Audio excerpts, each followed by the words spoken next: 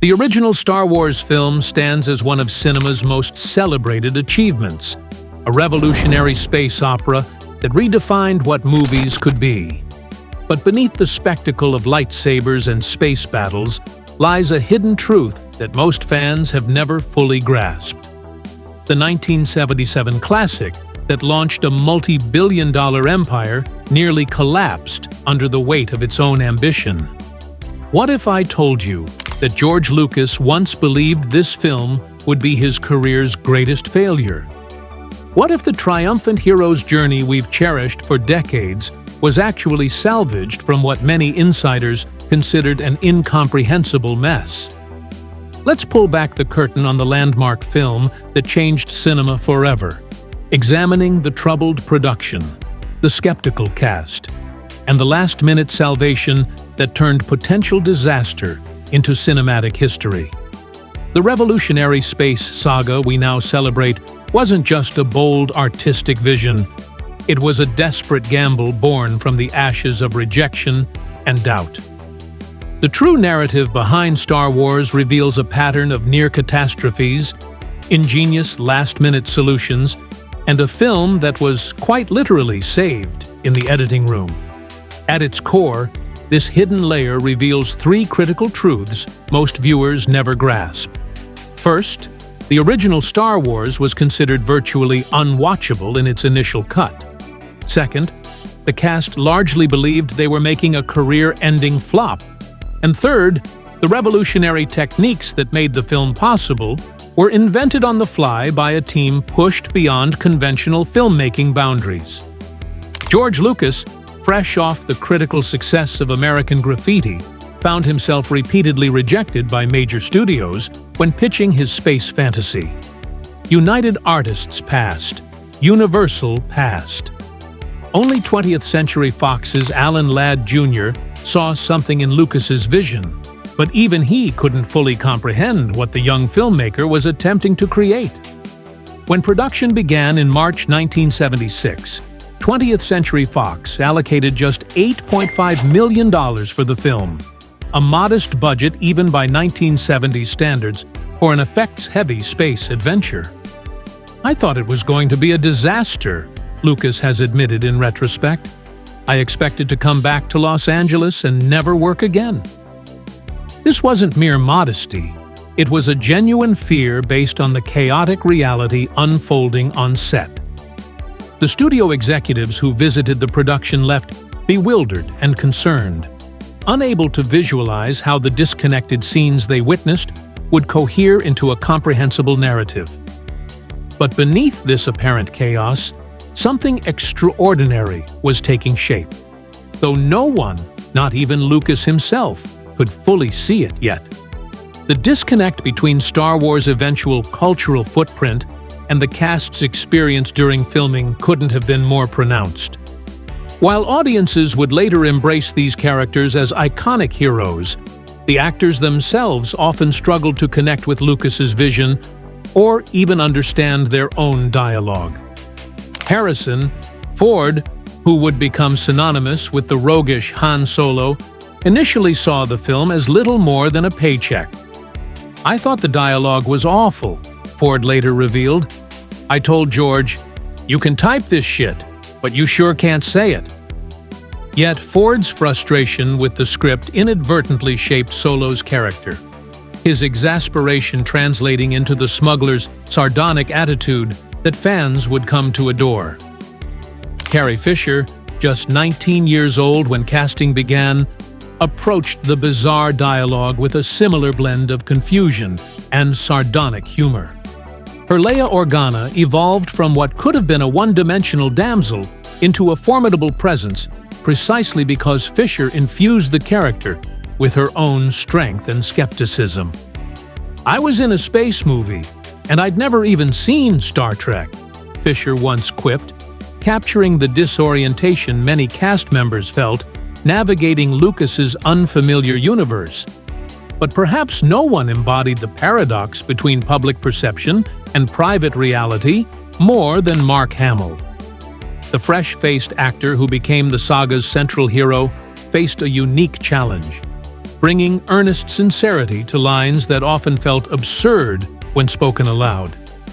At that time, science fiction was very much the bottom of the barrel. When I was ranting about Toshi Station and power converters, I thought it sounded like the worst kind of gobbledygook. Hamill has recalled, "What audiences perceived as the confident stride of iconic characters was, in reality, a group of actors trying to navigate a script filled with invented jargon, surrounded by blue screens instead of actual sets, and guided by a director who often communicated his vision in fragmented technical terms rather than the emotional language actors typically rely on." Behind the camera, their confusion manifested as authentic emotion and became the human core that would anchor all the spectacle to follow. The Star Wars universe we know hinged on a single fateful decision: casting actors who were virtually unknown rather than established stars. This choice, seemingly minor in retrospect, fundamentally altered both the film and cinematic history. Lucas initially considered several established actors for the key roles. Christopher Walken, Nick Nolte, and Kurt Russell were all serious contenders for Han Solo. Jodie Foster and Terry Nunn read for Princess Leia. Japanese star Toshiro Mifune, a hero to Lucas through Kurosawa's films, was approached to play Obi-Wan Kenobi. But the decision that changed everything came when Lucas made a surprising pivot. He would cast relative unknowns, searching for fresh faces rather than familiar ones. "I was looking for characters, not celebrities," Lucas explained years later. This approach went against studio wisdom, which typically demanded recognizable stars to anchor big-budget films. The ripple effects were immediate and profound. Without established screen personas, audiences would have no preconceptions about these characters. They would truly be meeting Luke Skywalker, not Mark Hamill playing Luke Skywalker. The lack of star power also meant more budget could be directed toward the groundbreaking visual effects. Perhaps most crucially, this casting philosophy inadvertently created a perfect narrative parallel. Just as Luke Skywalker was a nobody from a backwater planet who would rise to extraordinary heights, the actors themselves were largely unknowns who would be catapulted into cultural immortality. The joint auditions Lucas conducted for Star Wars saw Mark Hamill, Harrison Ford, and Carrie Fisher reading together rather than individually, an unusual approach that allowed him to test their chemistry as an ensemble rather than as isolated talents. Had Lucas cast established stars, the very texture of Star Wars would have fundamentally changed. The film's sense of discovery, that we were witnessing the emergence of something entirely new, might have been diluted by the baggage of familiar faces. Instead, when Luke Skywalker gazed at the twin suns of Tatooine, audiences shared in his wonder precisely because Mark Hamill himself was experiencing a parallel journey from obscurity toward an unimagined destiny. The gamble had begun to pay off, though the greatest challenges still lay ahead. The physical reality of making Star Wars tested the limits of what cast and crew thought possible. The Tunisian desert, standing in for Luke's home planet of Tatooine, became the crucible where Lucas's vision first collided with harsh reality. Production began in March 1976 in the scorching North African desert, where temperatures regularly exceeded 100 degrees. Equipment malfunctioned in the heat and sand. The first day of shooting was nearly canceled when a rare rainstorm hit the desert. Sets collapsed in sandstorms. Costumes fell apart. The remote location meant that dailies couldn't be viewed until days after shooting, leaving Lucas anxious and uncertain about what he was capturing. Anthony Daniels, encased in the rigid C-3PO costume, endured particular torment. The first day of filming, the left leg piece shattered down the plastic of my left leg and cut into my foot, Daniels recalled. I stood there bleeding in the sand. The gold-plated suit turned the desert heat into an oven, rising to dangerous temperatures inside. In one harrowing incident, the faceplate of his helmet fell onto his face, cutting him, while crew scrambled to free him. For Kenny Baker inside R2-D2, conditions were equally grim. The interior of the droid became so hot that Baker would periodically pass out and need to be extracted from the prop. It was like being stuck inside a tin can, Baker later described, in a desert oven. Peter Mayhew's Chewbacca costume, made from yak hair and mohair, became so unbearably hot that crew members would use hair dryers set on cool between takes in a futile attempt to provide the actor relief. The heavy equipment and costumes, combined with the unforgiving terrain, created a physical ordeal that mirrored the character's struggle in the story itself. Lucas, meanwhile, was fighting his own battles. Already significantly behind schedule, he suffered chest pains during the Tunisia shoot. Symptoms initially feared to be a heart attack, but later attributed to stress and exhaustion. The young director was pushing himself to physical limits, working 16-hour days while trying to manage a production that seemed increasingly unmanageable. Star Wars was the first real movie where I felt every day I was on the brink of having a nervous breakdown, Lucas confessed years later. The pressure was so intense that his friend Francis Ford Coppola flew to Tunisia just to provide moral support.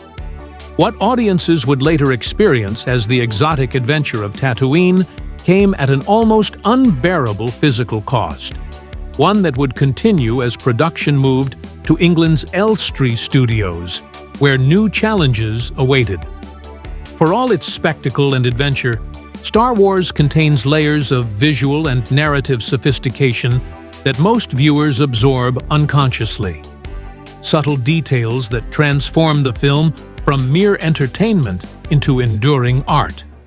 Look closely at the opening scene, the Rebel blockade runner pursued by the Star Destroyer. This wasn't just an exciting chase, it was a revolutionary visual statement. Lucas deliberately opened with a small ship fleeing, followed by the seemingly endless underbelly of the Imperial vessel, a shot that keeps going and going, communicating the overwhelming might of the Empire without a single word of dialogue. I wanted the first thing you saw to tell you everything about the power dynamics of this universe, Lucas explained. This visual storytelling established the massive scale of the conflict and the desperate odds facing the rebellion in roughly 12 seconds of screen time. Now, here's what most fans miss: the subtle visual language that differentiates the Empire from the rebellion throughout the film. Imperial environments are geometric, symmetrical, and monochromatic, visual representations of rigid order. Rebel spaces, by contrast, are asymmetrical, diverse in color, and filled with organic elements. This design language extends to movement itself. Imperial forces march in lockstep precision, while Rebel fighters move with individual flair. The iconic lightsaber effect was one of the last visual elements finalized. Earlier versions looked more like glowing rods than the distinctive energy blades audiences know today. The final effect was achieved by coating thin wooden dowels in reflective material and rotating them to create a shimmering effect that was then enhanced in post-production. Perhaps the most overlooked brilliance lies in the film's sound design.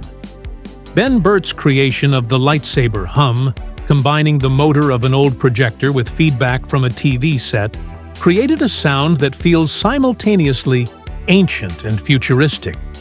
The breathing apparatus of Darth Vader, now universally recognizable, was crafted using a scuba regulator, transforming a mechanical necessity into a character trait that communicated menace with every breath. Watch closely during the Death Star sequences. The Imperial corridors are always perfectly lit, while Rebel spaces contain shadows and contrast. This subtle visual cue reinforces the ideological conflict at the heart of the story: absolute control versus embracing the full spectrum of experience, including darkness. These weren't merely aesthetic choices. They were storytelling mechanisms operating beneath conscious awareness, creating a world that felt simultaneously alien and deeply familiar. Behind the revolutionary visuals and mythic storytelling lay a bitter struggle between creator and studio, one that fundamentally shaped both the film and the future of the entire entertainment industry. As production costs mounted and schedules slipped, 20th Century Fox executives grew increasingly alarmed. The studio, already in financial trouble, had gambled on a young director's space fantasy, and the reports coming back suggested a project spiraling out of control. Studio representatives who visited the set couldn't make sense of what they were seeing. Disjointed scenes of people in strange costumes, surrounded by half-built mechanical props and blue screens. The pressure intensified when executives viewed early footage. Without completed special effects or John Williams' score, the raw material appeared disjointed and confusing. One Fox executive, after watching an early cut, reportedly asked, "What the hell is this garbage?" The tension reached a breaking point when the studio sent a production representative to essentially supervise Lucas, a humiliating vote of no confidence.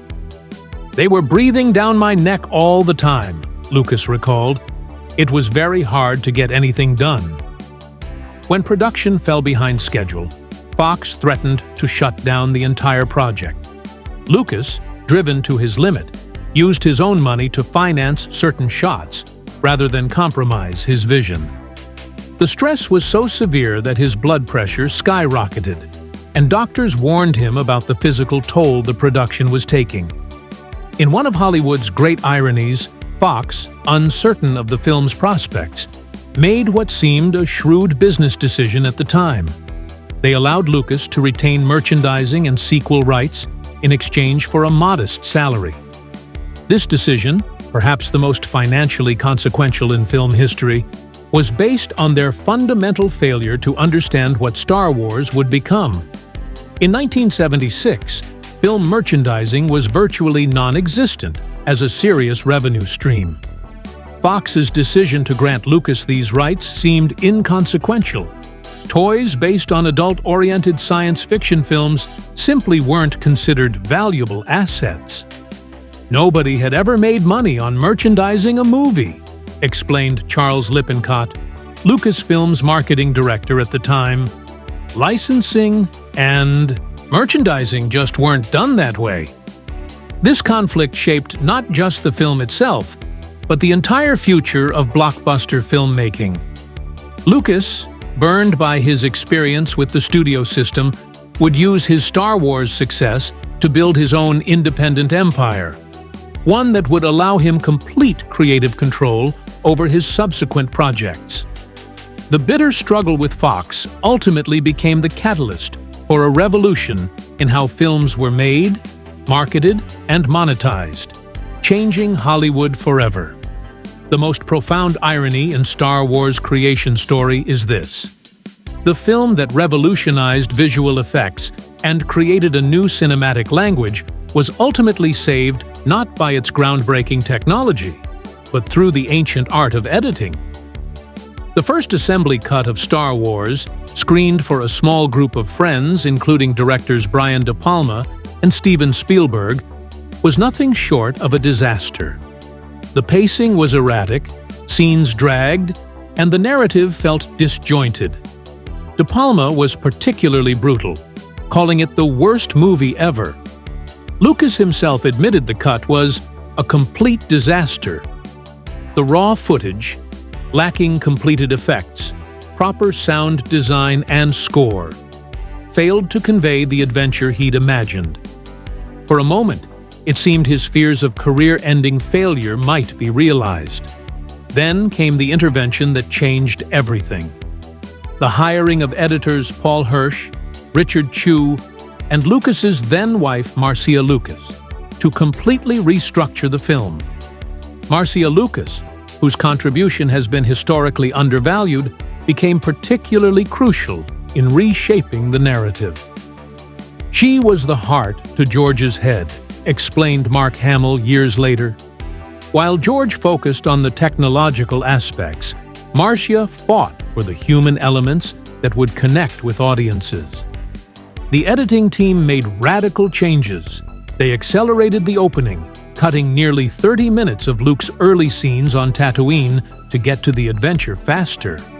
They restructured the final Death Star battle, interweaving 3 separate storylines: the fighter attack, the control room drama, and the duel between Vader and Kenobi, into a cohesive, escalating sequence.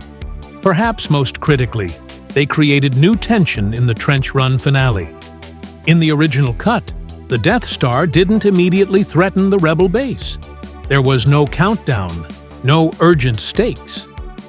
Marcia Lucas pushed for restructuring the sequence to include the sense that time was running out, with the Death Star moments away from destroying the Rebels. This simple change transformed a good action sequence into an unbearably tense race against annihilation.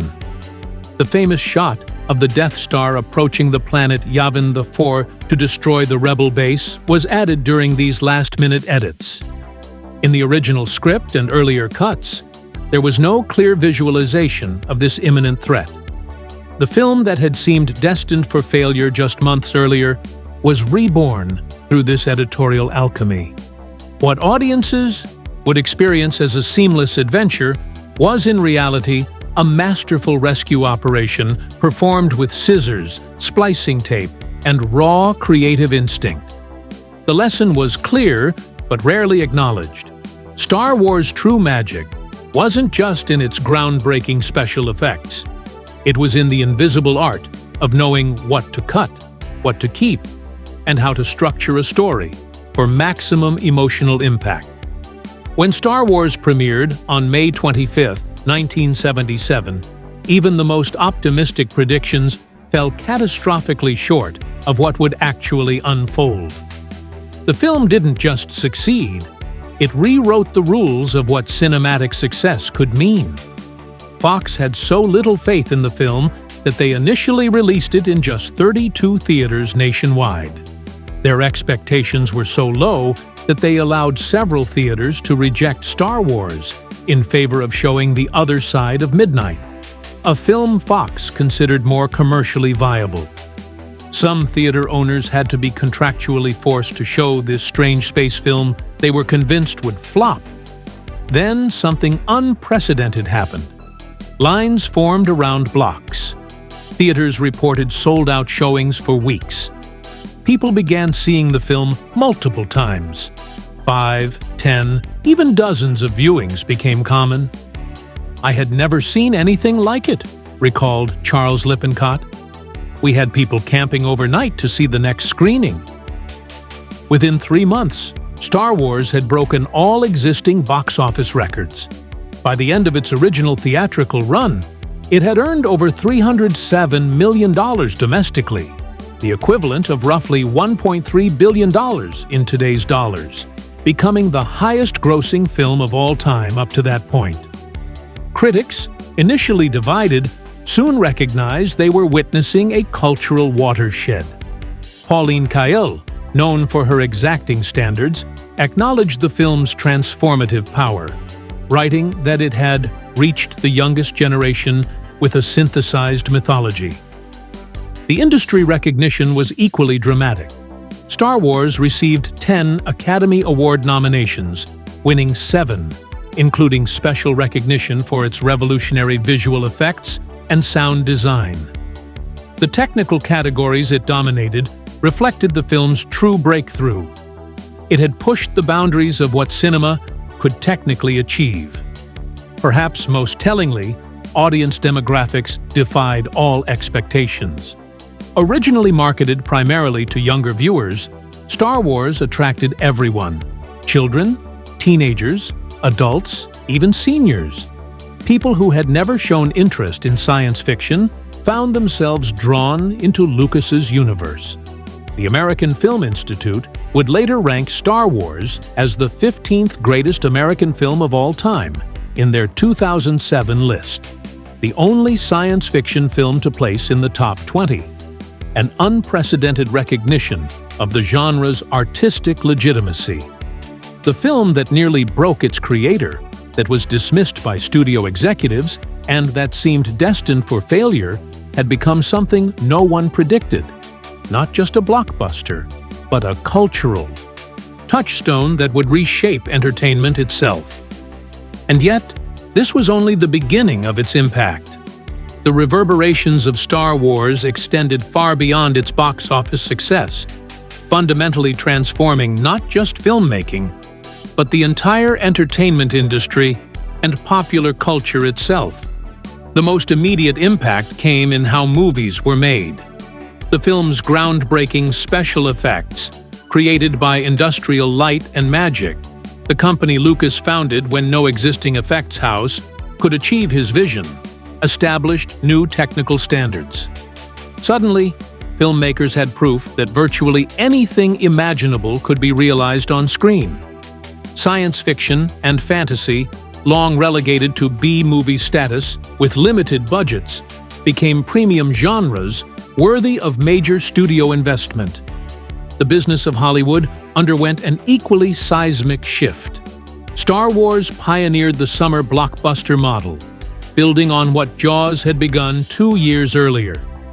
Studios began orienting their entire production calendars around tentpole releases, supported by massive marketing campaigns. The industry's focus shifted from director-driven character studies of the early 70s to high-concept spectacles with franchise potential. Merchandising, previously an afterthought, became a core component of the film business. When Kenner Toys, unprepared for the film's success, famously sold empty boxes with IOUs for Star Wars action figures during the 1977 Christmas season, a new era of product licensing was born. The unprecedented demand proved that audiences didn't just want to watch stories, they wanted to own a piece of them, to extend the experience beyond the theater. By 1978, Star Wars merchandise had generated over $100 million in sales, more than the film's production budget. By 1979, action figures alone had sold 42 million units, fundamentally changing how studios viewed the potential value of intellectual property. Film scoring experienced its own renaissance. John Williams's orchestral soundtrack, drawing on classical influences at a time when contemporary films favored rock music or minimal scoring, revitalized the symphonic tradition in cinema. The American Film Institute would later rank the Star Wars theme as the most memorable film score of all time. Perhaps most profoundly, Star Wars changed how stories were told. Joseph Campbell's hero's journey framework, which Lucas had consciously incorporated, became a dominant template in mainstream filmmaking. The film's approach to world-building, suggesting a universe that extended far beyond what was shown on screen, created a new paradigm for fictional universes with depth and history. Even the language of cinema itself was transformed. The innovative use of wipes, iris transitions, and dynamic screen direction created a visual grammar that countless films would adopt. The opening crawl and lived-in future aesthetic established conventions that science fiction would reference for decades to come. What had begun as one filmmakers' troubled production had become nothing less than a complete reinvention of what movies could be, how they could be made, and how they would resonate through culture. Looking back at Star Wars from our current vantage point reveals its most enduring quality.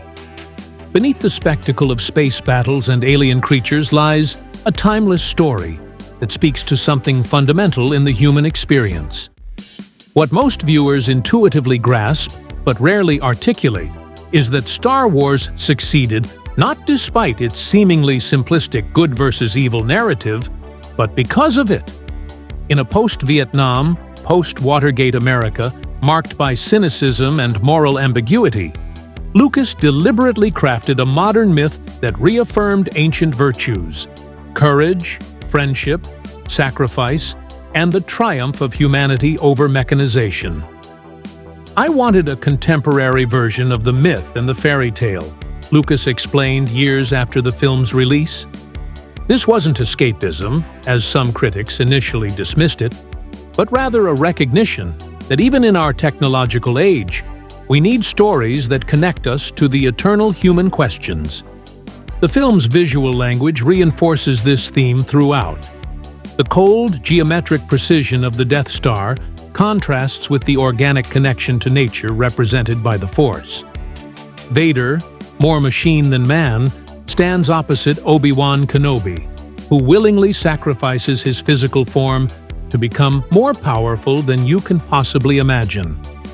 At every turn, the film suggests that technology without humanity becomes monstrous, while humanity guided by spiritual connection transcends material limitations.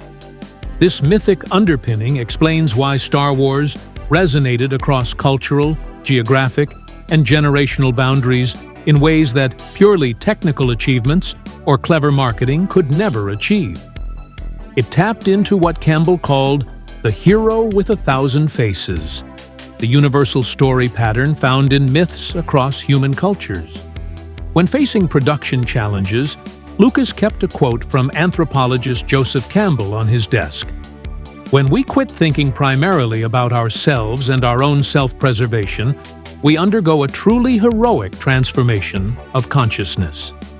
Seen through this lens, the troubled production of Star Wars takes on an almost poetic quality.